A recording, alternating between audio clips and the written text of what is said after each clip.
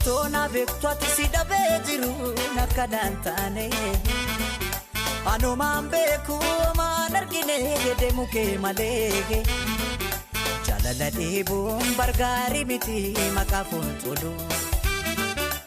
deemte jedhee nagante jedhee hormattoo deessuun annatti tolu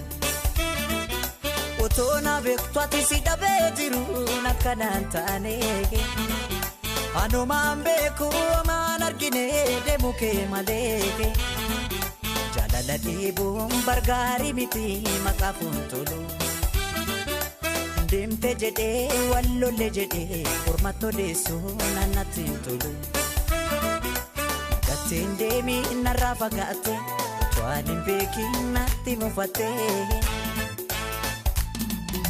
an firan qabuun ni beekta ture eenyuttan of